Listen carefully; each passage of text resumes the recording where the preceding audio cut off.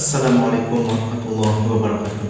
Halo teman-teman semua, selamat datang kembali di channel Malam Horor.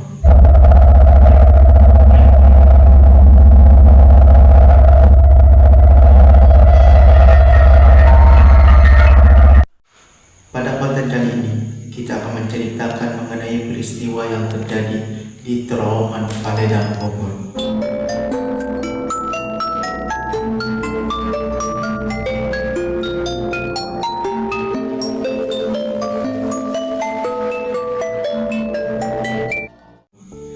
Menyimpan begitu banyak kisah mistis bagi orang yang mendengar atau mungkin belum pernah melihat terowongan ini secara langsung. Orang mungkin berpikir bahwa ini adalah panjang, namun sebenarnya panjang terowongan ini adalah 10 meter. Ruangan ini dibangun di bawah sebuah jalan, sehingga jelas panjang 10 meter sebenarnya adalah lebar dari jalan di atasnya, yaitu Jalan Paledang. Jalan ini pun terbilang cukup ramai, dilewati oleh berbagai macam kendaraan, baik roda 4 maupun roda 2. Terowongan ini terbilang kecil, namun demikian sebenarnya sangat kental dengan unsur sejarah dan sedikit menyinggung tentang sejarah. Pembangunan terowongan merupakan inisiatif dari kolonial Belanda. Tujuannya tentu saja adalah membangun sebuah akses untuk perjalanan sekaligus menyalurkan barang dari Bogor ke Sukabumi. Kita ketahui bersama, kerja paksa seolah sudah menjadi tabiat kolonial. Pengerjaan proyek ini dinamakan dengan nama Jalur Priangan, yang pada saat itu dikelola oleh perusahaan Belanda, yaitu Stadspoorwegen pada tahun 1879. Jalur Priangan menggagas rute dari Bogor ke Sukabumi, Cianjur, Cimahi, dan kemudian berakhir di Bandung. Diketahui bersama bahwa jalur kereta ini merupakan jalur tertua kedua di Asia setelah India. Pada era 1800-an, dari rangkaian jalur ini, salah satu tempat yang cukup familiar untuk didengar adalah Terowongan Paledang. Para leluhur yang menjadi tahanan banyak sekali yang gugur demi membangun jalur ini. Begitu banyak orang yang dikerjakan dengan paksa atau lebih dikenal dengan istilah kerja rodi. Banyak korban berjatuhan pada saat menggunakan bantalan kereta yang terbuat dari kayu.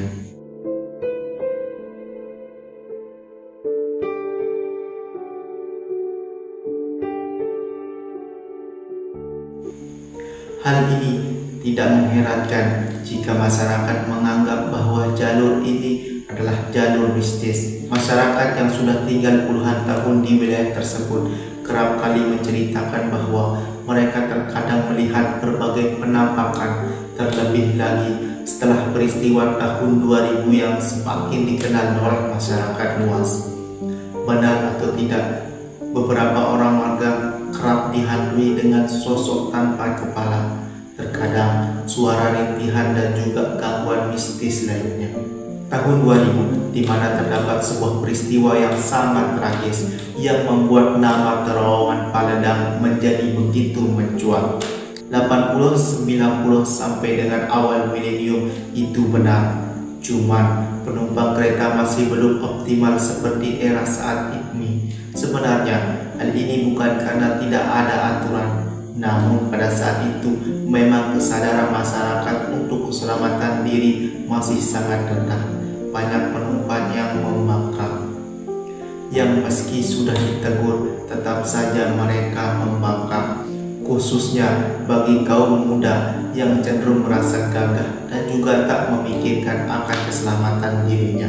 Yang terjadi pada tanggal 12 Januari di tahun 2000, stasiun pada saat itu sangat ramai. Diperkirakan bahwa ada sekitar 1000 penumpang yang pada saat itu akan melakukan perjalanan ke Sukabumi. Transportasi kereta memang begitu banyak diminati warga. Selain biaya murah, di mana pada saat itu sekitar 700-an transportasi kereta juga dianggap lebih cepat.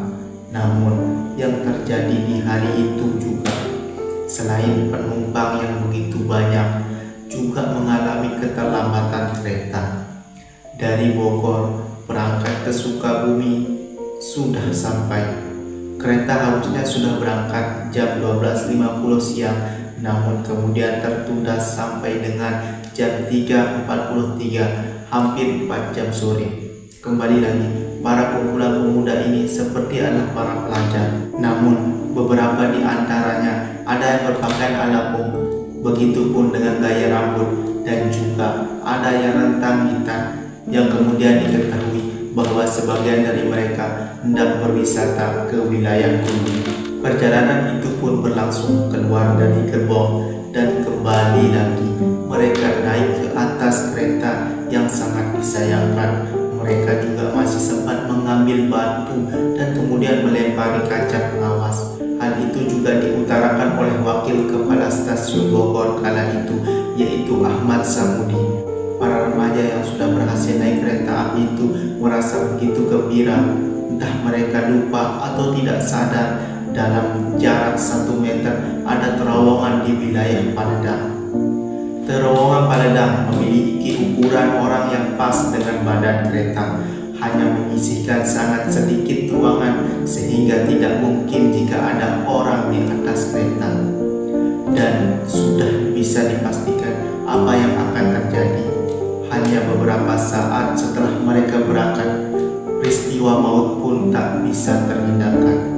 Sebagian dari mereka langsung menghantam dinding ruangan, dan ada juga yang langsung tergilas kereta. Bagian lagi lompat, mereka bisa menghantam dinding jalur kereta, dan jika beruntung mereka akan kembali lagi terpental ke arah kereta. Ada banyak sekali kemungkinan yang bisa terjadi, namun bagaimanapun kemungkinannya yang terbesar adalah berakhir dengan tragis. Kejadian peristiwa ini banyak sekali seorang pemuda meninggal dunia dan ada sekitar 10 orang yang mengalami luka sangat serius.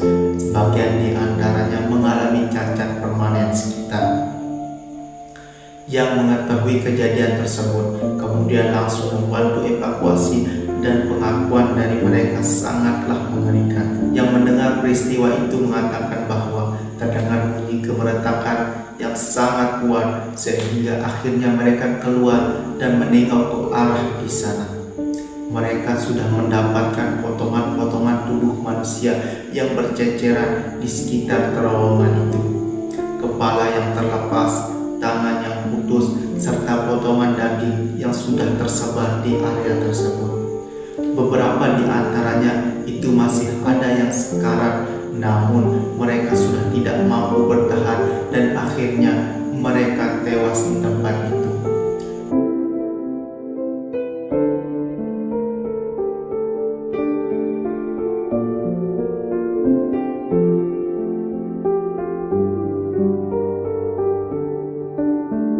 Pria berusia 51 tahun mengatakan bahwa dirinya dan warga lain yang menolong evakuasi masih sangat merinding jika mengingat hal tersebut, apalagi di saat mereka pertama kali melihat korban dari kejadian itu.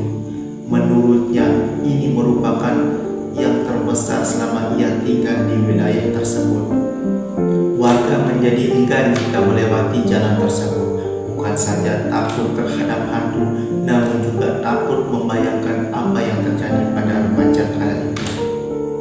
Setelah peristiwa tersebut, kemudian dimulainya penyelidikan siapa yang bertanggung jawab atas peristiwa naas ini. Pada saat itu, kepolisian menahan kepala stasiun Bogor kala itu, mengatakan bahwa Ismanto membiarkan kereta api berangkat meskipun para remaja itu bandel saat diperingati. Hal ini pun ditanggapi berat oleh rekan-rekan kerja Ismanto, tapi juga pada saat itu ia harus memberikan santunan kepada para korban yang masing-masing sebesar 1 juta. Namun Samudi selaku wakil kepala stasiun Bogor bingung. Ia mengatakan asuransi mana yang mau mengganti kerugian untuk peristiwa seperti itu.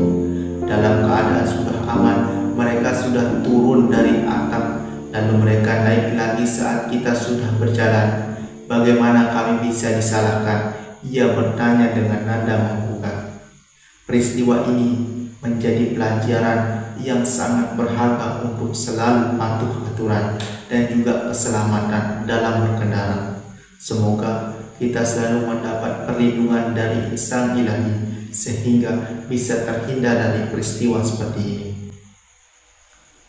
Nah, untuk teman-teman yang tinggal di area Bogor atau mungkin informasi lain dari peristiwa ini, jelaskan pendapat kalian dalam kolom komentar di bawah ini. Sekalian juga berikan koreksinya jika ada kesalahan. Dan sampai jumpa kembali di video selanjutnya. Selamat menikmati malam horor.